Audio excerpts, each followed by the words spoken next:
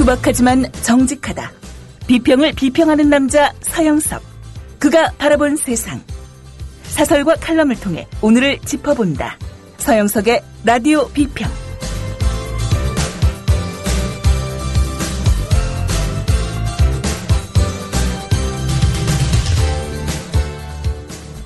안녕하십니까, 서영석입니다.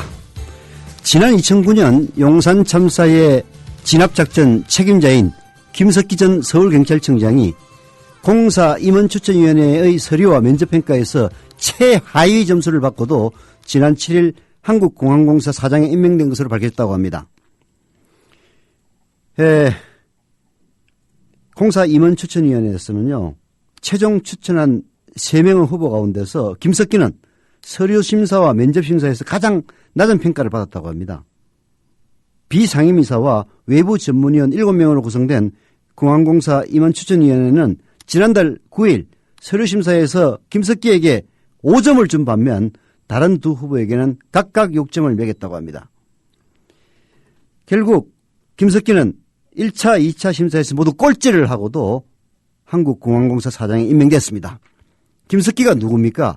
이명박이 임명한 사람입니다.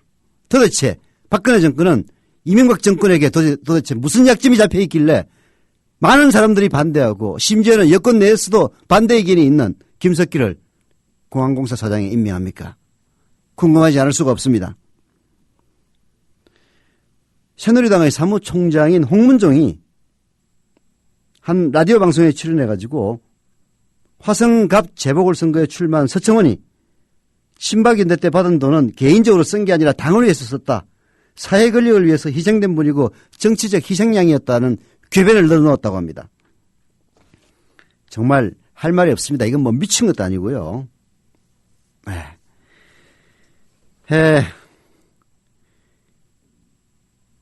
한간에 들리는 이야기에 따르면은 야권의 유력한 차기 대선 후보 가운데 문재인은 NLL 대화록으로 죽이고 박원순은 이번 국정감사 때 새누리당이 집중 공격을 해서 죽인다. 이런 전략이 있다는 소문이 있습니다. 뭐 믿거나 말거나이지만요. 항상 정권이 죽이려 하면 사는 게 바로 정치인입니다.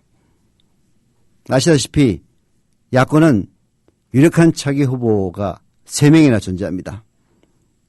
안철수 의원, 문재인 의원, 그리고 박원순 서울시장 3사람이 바로 그분들이죠. 여기 반해 새누리당은 김무성 의원, 김문수 지사 이 정도에 불과합니다. 그래서 새누리당은 박원순과 그리고 문재인을 죽이기 위해서 집중적으로 당력을 기울인다. 뭐 이런 상상은 가능하고 실제 전략이 될 수도 있습니다만은 바로 그것이 박원순과 문재인을 살리고 오히려 국민들의 관심을 집중시키고 지지를 결집시키는 그런 계기가 되지 않을까 생각합니다. 라디오 비평 10월 11일 시작합니다. 함께하고 계신 방송은 정치평론가 서영석 미디어 협동조합 이사가 진행하는 라디오 비평입니다. 잉글리시 공부해 집에서 하루에 20분 원어민 선생님과 마주보고 잉글리시 공부해 INGLISH 잉글리시 대한민국 화상영어 잉글리시 화상영어 잉글리시가 이제 4천만 국민 모두의 영어 말하기 고민을 해결합니다. 문의전화 1688-0546, 1688-영어4U. 국제품질 인증 ISO 9001을 획득한 화상영어 잉글리시가 국민TV 청취자분들께는 10% 특별 할인 혜택을 드립니다. 아직도 환경 호르몬을 쏟아내는 주방용품을 쓰고 계신가요? 이젠 250도에서도 환경 호르몬 제로인 친환경 실리콘 주방용품 마미스테이블을 만나보세요. 전국 백화점 가격보다 30% 저렴하게 드립니다. 국민TV와 함께하는 참 좋은 쇼핑몰 폭스마켓. 문의는 1566-5476. 검색창에 폭스마켓을 입력하세요. 폭스마켓.co.kr. 네. 그냥 넘어갈 수가 없어서 한마디는 해야 될 것 같습니다. 새누리당이 통합진보당 대리투표 사건에 대한 법원의 무죄 판결을 맹비난하고 있습니다. 그리고 대법원에서 유죄 판결을 사실상 압박하고 있습니다. 심재철 최고위원, 새누리당이죠. 이번 판결을 해결한 판결이다. 잘못된 판결은 상급심에서 당연히 바로잡혀야 한다. 주장했습니다. 정우택이도 대법원의 올바른 판결을 기대한다. 유기준이도 상고심에서 반드시 바로잡혀야 할 것으로 생각한다며 대법원의 판결을 사실상 압박하고 있습니다. 저는 여기서 이 판결이 법리적으로 타당하냐 하는 이야기를 하는 게 아닙니다. 법원 판결이라고 해서 비판 대상에서 예외일 수는 없습니다만 비판에도 지켜야 할 최소한의 원칙은 존재합니다. 사법권은 법관으로 구성된 법원에 속하고 법관은 헌법과 법률에 의해서 그 양심에 따라 독립하여 심판한다고 밝히고 있습니다. 설사 이번 판결이 잘못됐다 하더라도 법원에서 자체적으로 바로 잡아야지 국회가 나설 일이 아니고요. 특히 여당이 나설 일은 아닙니다. 새누리당은 과거에도 자기들 입맛에 맞지 않은 판결이 나오면 법원이나 해당 판사를 겨냥해 공세를 가했습니다. 상권분리의 원칙에 맞지 않습니다. 게다가 힘 있는 여당 아닙니까? 이것이야말로 자기 마음에 들지 않는 판결이면 사법부마저 옥죄려는 이런 독재적인 발상이 아닌가 싶습니다. 이런 일은 절대로 있어서는 안 될 일입니다. 예, 오늘 제가 첫 칼럼으로 소개해 드릴 것은요. 경향신문 오창민 경제부 차장의 칼럼입니다. 허위 가장 광고와 대통령의 사과라는 칼럼인데요. 정말 잘 쓴 칼럼입니다. 요즘 한겨레신문이나 경향신문 보면은 떠오르는 차장급들 30대 후반 40대 초반 아마 연령대가 이 정도 될 거라고 생각되는데요. 좋은 칼럼을 쓰는 사람들이 많이 나타나서 기쁩니다. 비평을 비평하는 남자로서. 네. 허위 가장 광고와 대통령의 사과. 경향신문 오창민 경제부 차장의 칼럼 소개해드립니다. 동네에 참치집이 새로 문을 열었다. 주인은 12,900원만 내면 무한 리필로 참치를 먹을 수 있다고 플래카드를 내걸었다. 예쁜 접시에 가득 담긴 분홍 참치회 광고 사진에 끌려 식당에 들어갔다. 자리에 앉자마자 낚였다는 느낌이 들었다. 차림표를 보니 참치 특수부위 100g 33,000원, 참다랑어 100g 25,000원, 다랑어 100g 2만원 등이 큰 글씨로 적혀 있었다. 직원이 무제한으로 양껏 먹을 수 있는 참치도 있지만 신선하고 맛있는 참치를 먹으려면 차림표에서 골라야 한다고 했다. 12,900원 무한 리필은 손님을 끌어들이기 위한 미끼였던 셈이다. 속았다는 생각에 참치를 먹고 싶은 마음이 싹 가셨다. 음식을 주문하지 않고 식당에서 나왔고 다시는 그 식당에 가지 않았다. 아마 앞으로도 그 식당에 가는 일은 없을 것이다. 네. 허위 과장 광고를 한 참치집은 이런 식으로 응징하면 됩니다. 안 가면 되는 거예요. 이렇게 하면서 주인이나 직원과 잘잘못을 따질 필요도 없이 식당에서 그냥 나오고 다시 가지 않는 거죠. 주변 사람들에게 주변 사람들에게 알려서 불매운동을 펼칠 수도 있습니다. 참치를 꼭 먹고 싶으면 다른 가게에 가면 됩니다. 근처에 다른 참치집이 없을 때는 광어나 우럭 같은 생선회를 대체제로 선택하는 것도 방법입니다. 그러나 말입니다. 참치집과 달리 정부의 허위 과장 광고는 대응 방법이 마땅치 않습니다. 식당을 바꾸듯이 한국 정부와 인연을 끊고 일본이나 중국에 가서 살 수는 없는 노릇입니다. 정부가 약속을 지키지 않았다고 비판하고 다니기도 어렵습니다. 무기력하지만 화를 사귀고 다음 선거를 기다리는 게 최선입니다. 그래서인지 정부는 허위 과장 광고를 하고도 뒷일을 걱정하거나 국민을 별로 두려워하지 않는 거죠.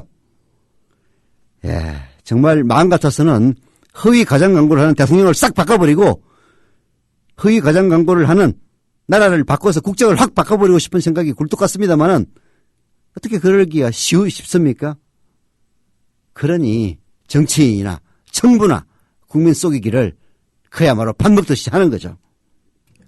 박근혜 정부도 예외가 아니다. 박근혜 대통령은 대선에서 65세 이상 모든 노인에게 기초연금 20만 원을 지급하겠다고 약속했다. 소득의 많고 적음이나 부양가족 여부 등의 지급 조건을 달지 않았다.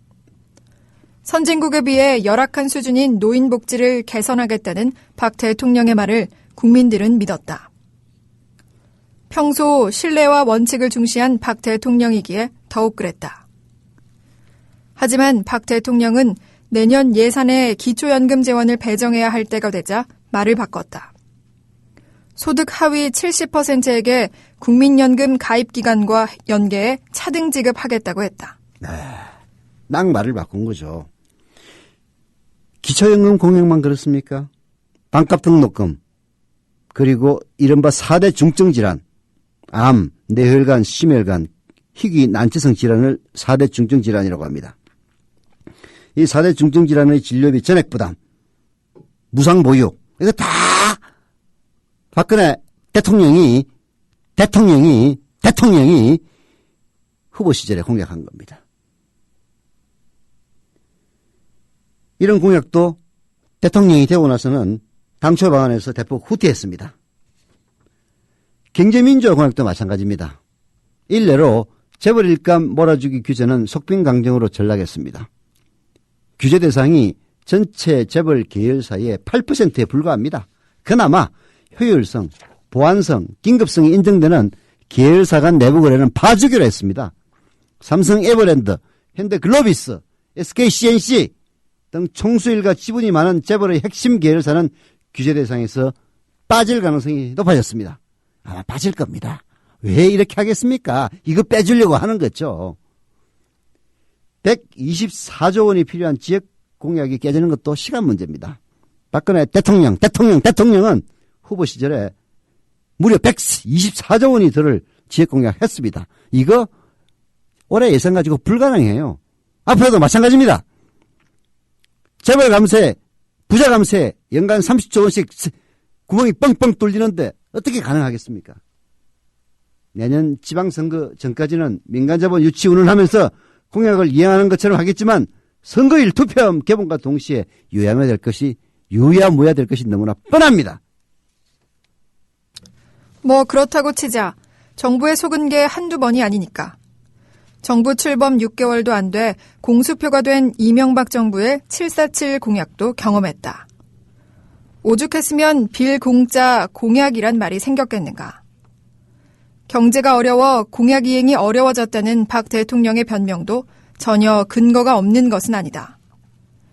경제 전망이 빗나가 올 상반기에만 10조 원의 세수 결손이 발생했다.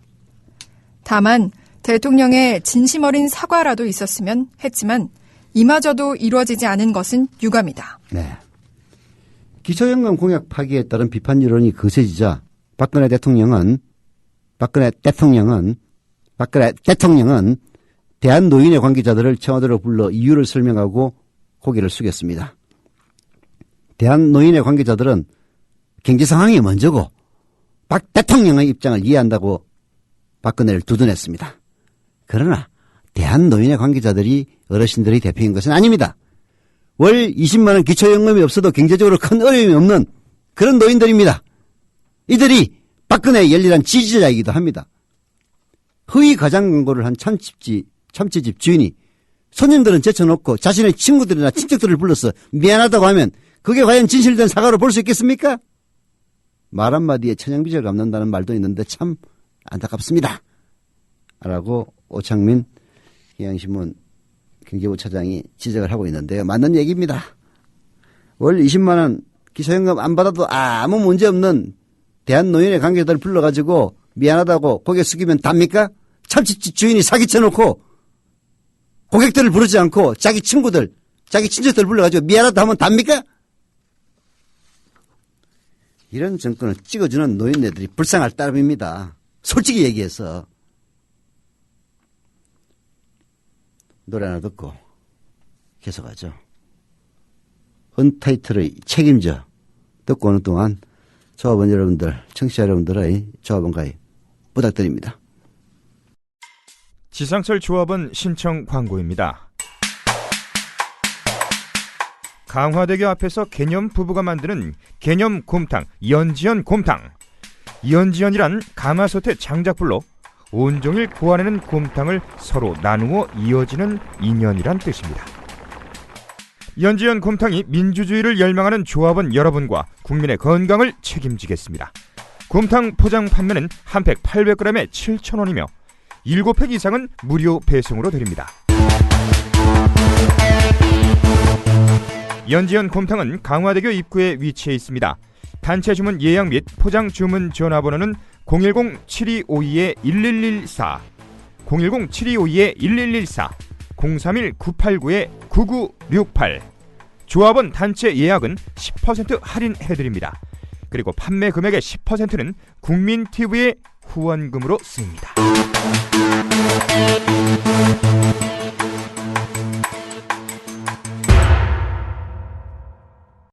네, 저도 광고하겠습니다. 이제 마지막 광고네요. 조합원 소잡사님이 신청한 광고입니다. 책 사람 냄새의 작가 김수박과의 만남 북콘서트가 10월 11일 오늘입니다. 저녁 6시 40분 경북 구미시 공단동 한국산업공단본부 2층 대강당에서 열립니다. 저자의 책 삼성에 없는 단 한 가지 사람 냄새를 갖고 오시면 좋고요. 구미지청과 뉴스풀 협동조합에서 주관하는 이 행사, 삼성반도체 노동자로 근무하다가 백혈병으로 돌아가신 황유미 씨와 그의 가족들의 이야기도 한다고 합니다. 북 콘서트에 대한 문의사항은요. 010-4531-5641, 010-4531-5641로 연락하시면 됩니다. 예, 바로 오늘입니다. 삼성에 없는 단 한 가지 사람 냄새. 구미나 대구 거주 조합원들 많은 관심 부탁드립니다.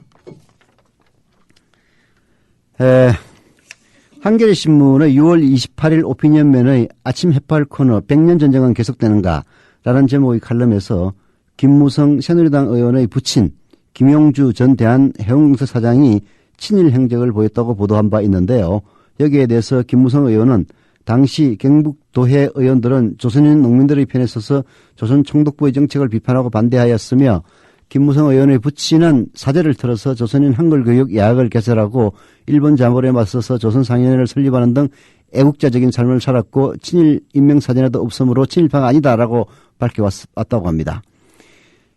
칼럼 가운데 김무성 의원이 빨갱이란 말을 입에 달고 살았다는 내용은 확인 결과 사실이 아닌 것을 밝히셨다고 하는데요. 이걸 제가 이거는 그 한겨레 신문과 김무성 의원의 언론중재위원회 조정에 따른 내용입니다. 이걸 왜 읽어드리냐면요. 제가 이 칼럼을 제 시간에 소개드린 바 있기 때문에 일단 저보고 하라는 얘기는 없었습니다만은 소개는 해드립니다. 그리고요. 어제 같이가자님 정자하셨다고 하는데요. 소개 못 해드려서 죄송합니다. 감사드립니다. 그리고 애쓰는 라인님은 역시 중2 딸 조합원 가입시켰다고 합니다. 엄마 생일 선물로 가입시켰다고 하네요. 예, 감사드립니다.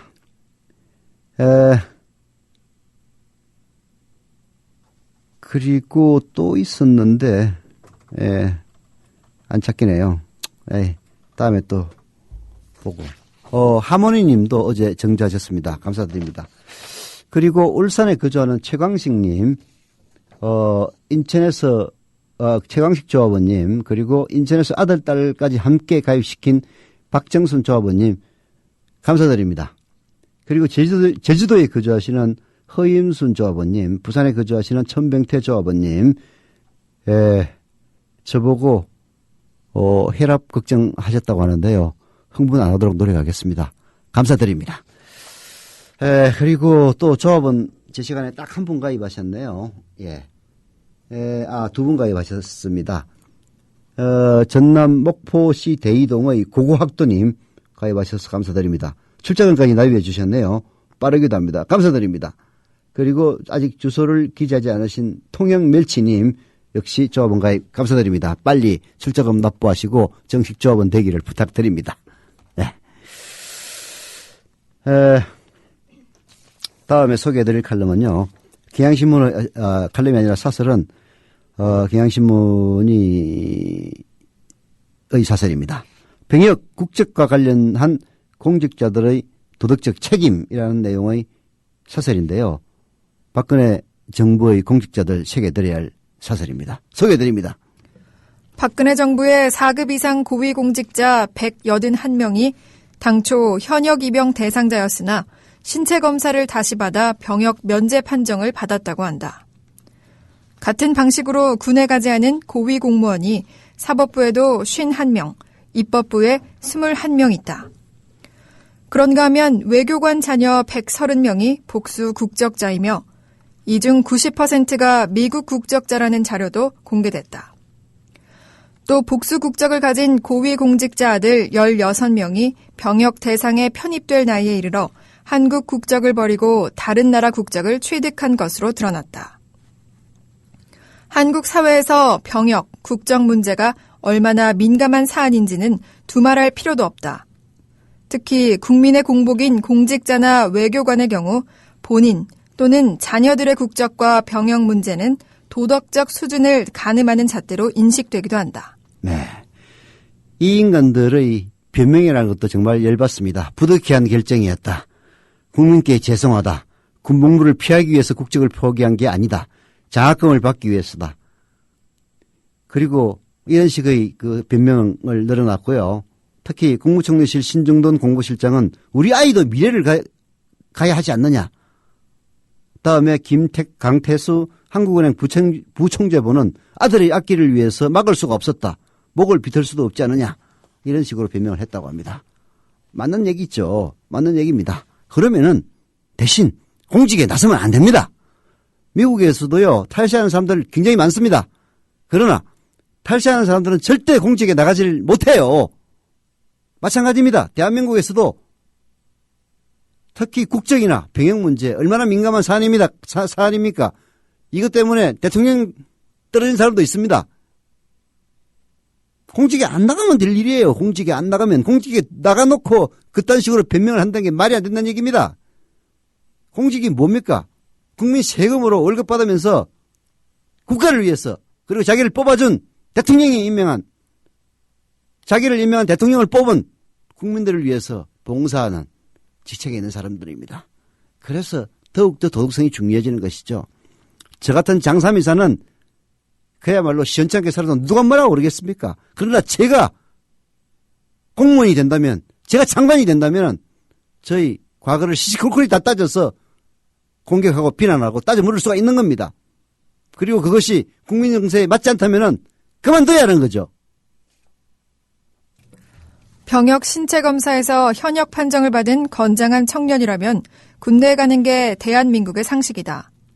신검 후 갑작스레 새 질병을 얻는다든지 하는 아주 특별한 경우에 한해 재신검을 신청할 수 있고 재신검에서 면제 판정이 내려지는 경우 또한 예외적일 게 분명하다.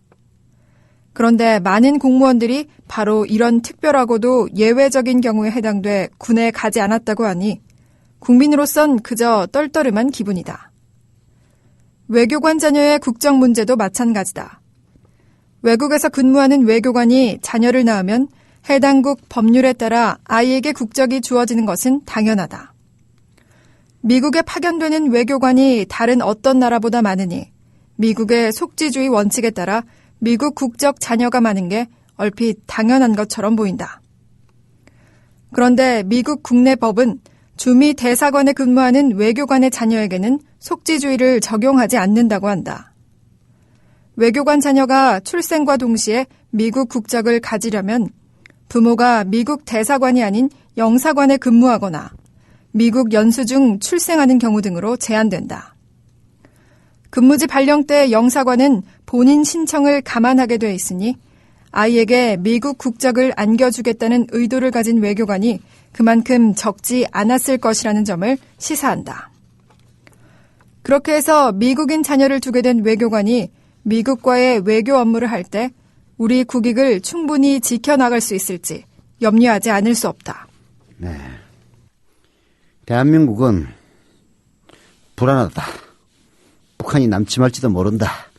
이런 식의 트라우마에 젖어 있는 사람들에게 자기 자녀들을 안전하다고 나름 믿고 있는 뭐 절대 안전한 나라가 아니고 절대 우리나라보다 잘 사는 나라도 아닙니다만은 그런 미국 국적을 갖게 하겠다는 생각 말릴 수는 없습니다. 그것도 개인의 행복권 추구니까요. 하지만 공무원, 공직에 있는 사람들이 그러면 안 되죠. 외교관이 자기 새끼를 미국인으로 만들어 놓으면은 그 사람이 미국의 국익을 위해서 일하겠습니까? 한국의 국익을 위해서 일하겠습니까? 미국의 국익과 한국의 이익이 충돌할 때는 어느 편을 들겠습니까? 도대체. 예. 경향신문이 이 보도를 했었는데요. 그 보도 이후에 돈이 없고 빽 없는 사람만 하는 것이 군대냐. 이런 항의가 보물처럼 쏟아졌다고 합니다. 이거는 군대 얘기입니다. 국적 얘기가 아니고. 예. 결국은 자신은 면제받고 국가 예산으로 살아가는 고위공직자들에게 묻고 싶은 얘기는 과연 그들에게 공직자로 일할 자격이 있느냐 하는 그런 점입니다. 경향신문의 사설 마지막 부분을 소개해드립니다. 우리 사회는 병역, 국정 문제에 대해 공직자나 특권층일수록 헌법에 주어진 국민의 의무와 책임을 회피하려는 것 아니냐는 의심이 들면 가차없이 질타하고 분노하는 국민 정서가 있다. 국민의 신뢰를 생명처럼 여기는 공직자라면 마땅히 이러한 정서를 10분 헤아려 처신에 빈틈이 없어야 한다. 그게 지도층의 도덕적 책무, 노블레스 오블리주다. 네. 아니, 사회를 이끌어 나가는 지도층이라고 하는 건 말이에요. 나름대로 그 지도층이 갖고 있는 도덕성 때문에 사람들이 믿고 따르는 겁니다. 그게 바로 노블레스 오블리주죠. 노블레스 오블리주. 야, 참 발음도 어렵다. 결국 고귀한 자의 의무라는 그런 뜻인데요. 영국 왕실이 대표적입니다. 영국 왕실은 그 왕자들이 그냥 나이 차면은 군대 가요. 공군 이런 데, 해군 이런 데 아주 어려운 데 갑니다. 그래서 실제 2차 대전 때는 최일선에서 전쟁에 나갔습니다. 그 정도 해야 국민들에게 총동원이 내릴 수 있는 것 아닙니까? 아니, 뭔가 제대로 하려면은 설수승해야 된다는 거는 말할 나위도 없는 것이고, 우리 공직자들이 그런 설순수범을 보여줘야 이 나라에 희망이 있는 건데, 그나마 김대중 노무현 정권 때는 그런 기풍이 조성되는 듯 하다가 이명박 5년 만에 완전히 망가졌죠. 뭐 도덕이고 지랄이고 다 필요 없어. 그냥 이명박이 말만 쫓으면은 무조건 출세하는 거야. 이딴 식의 사고방식을 심은 끝에 결국은 검찰이 나중에 한상대 파동으로 인해서 검찰 자정 노력까지 나오지 않았습니까? 박근혜 정권에서도 그렇게 될 날 멀지 않은 것 같습니다. 정말 안타깝습니다. 안타까워요. 왜 이렇게 됐는지 안타깝습니다. 브라운 아이드 걸스의 너에게 쏘갔다 들으면서 후회하겠습니다. 쏘갔다. 네. 조합은 2분 더 가입하셨습니다. 아까 그 통영멸치님은요, 아니나 다를까 경남 통영시에 사시는 분이었습니다. 서울 강동구 길동에 사시는 텍스타일2님, 조합원가에 감사드립니다. 그리고 일본 고베시 효곡구에끼 마에도리에 사시는 꼬집기도사님, 조합원가에 감사드립니다. 아직 동양멸치님, 텍스타일2님, 꼬집기도사님은 출자금 납부 안 하셨는데요. 오늘 중으로 납부해 주시기를 부탁을 드립니다. 예. 그리고 아까 하모니님은 부인의 생일 기념으로 증자를 하셨다고 하는데요. 감사드립니다. 예, 진짜 감사드립니다.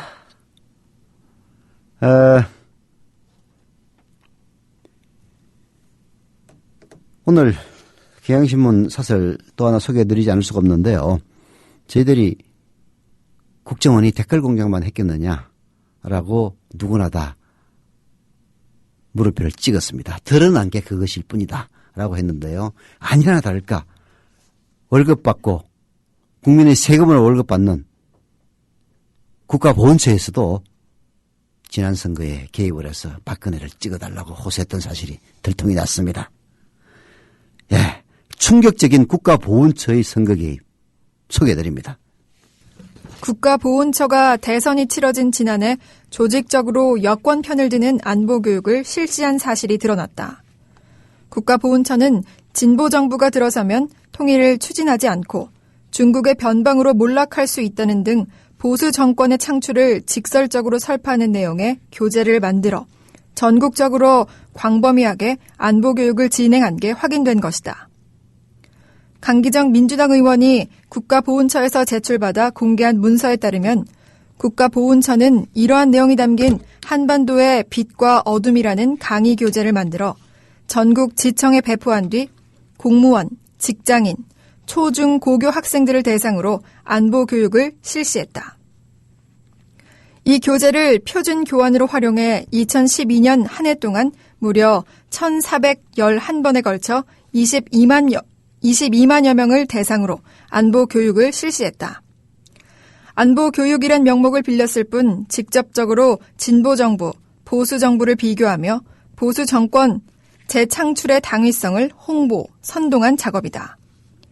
교재에는 김대중 노무현 정권 시절 햇볕 정책으로 정치적 입지를 강화해온 그룹은 북한 정권 붕괴가 재앙이라며 대북 지원을 역설해왔다거나 6.15 선언과 14 선언은 북한에 대한 대대적 지원과 연방제 통일을 하자는 주장이 담겨 있다는 등의 내용이 들어있다. 네.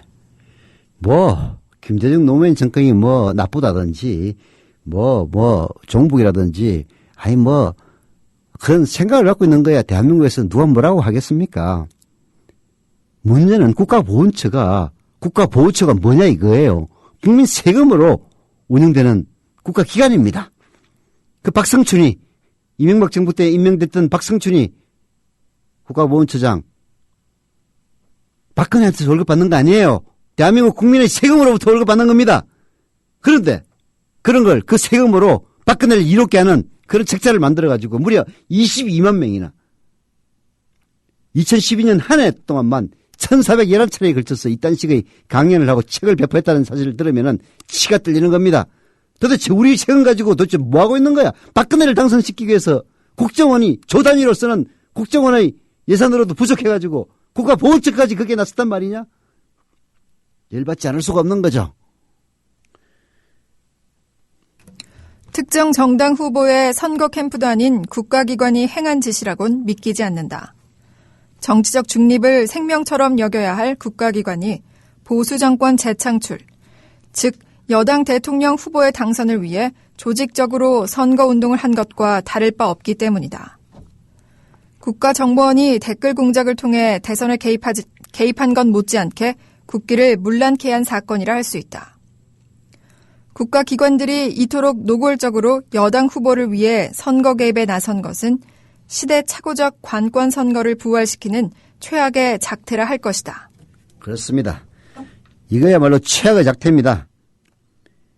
국가정보원이 댓글 공작을 통해서 대선에 개입한 건 못지않게 국기를 문란케 한 사건입니다. 이거 보도하는 매체 몇 군데 없어요. 방송들은 그야말로 꿀먹은 번입니다. 그러나 국가보훈처의 이 같은 대선 개입 그리고 박근혜를 당선시키기 위한 국가 예산, 국민 세금의 낭비는 그야말로 국기를 문란케 한 사건으로 절대 묵과해서는 안 될 그를 중처대한 사건입니다. 이명박 정부에서 임명된 박성춘 국가보훈처장이 박근혜 정부 조각 때 극히 이례적으로 유임된 까닭이 궁금했었는데 이제서야 가닥이 풀리는 것 같습니다. 결국은 이 같은 조직적인 선거 지원에 대한 보상 아니었나 묻지 않을 수가 없습니다. 박성춘이가 누굽니까? 19대 총선을 앞두고도 박정희 정권의 업적을 신화로 찬양하는 동영상을 제작해서 일선학교와 시민단체의 배포에 무리를 빚은 바로 그 사람 아닙니까? 국가기관이 특정 정당의 집권과 특정 후보의 선거운동을 기획하고 벌이는 것이 용인된다면 민주주의의 기초인 선거의 공정성은 뿌리째 흔들 수밖에 없습니다. 박근혜 정부가 다음에 어느 놈이 후보가 될지 모르겠지만은 온 관건을 동원해가지고 그 사람을 당선시킨다고 생각해 보십시오. 이승만이 그렇게 해가지고 쫓겨난 것 아닙니까? 이기붕이가 그렇게 해서 사형당했어요. 이기붕이는 자살했지. 국가보훈처가 저지른 선거 개입의 진상을 규명해서 엄정한 조처가 이루어져야 할 당위가 바로 여기에 있습니다. 국가보훈처장에 대한 지휘 책임 역시 분명히 물어야 합니다. 그래야 다시는 국가기관이 대놓고 선거에 개입하는 그런 행태가 재현될 수 있게 하는 교훈이 될 것이기 때문입니다. 이런 것들이 어디 한두 군대겠느냐고요. 이런 거 다 탈탈 털어보면은 댓글 몇 개 가지고 제가 당선됐다고 보십니까? 라고 뻔뻔스럽게 묻는 박근혜 대통령의 작태가 그야말로 후한무치한 작태라는 사실을 알게 될 겁니다. 국정원, 국가보훈처에서 도대체 누가 그 다음에 등장할지 궁금합니다. 국민 계속 열받게 해보십시오. 어떻게 되나? 예. 티아라의 왜 이러니? 노래 들으면서 라디오 평 오늘 순서이자 이번 주 순서 마치고 월요일날 다시 뵙겠습니다.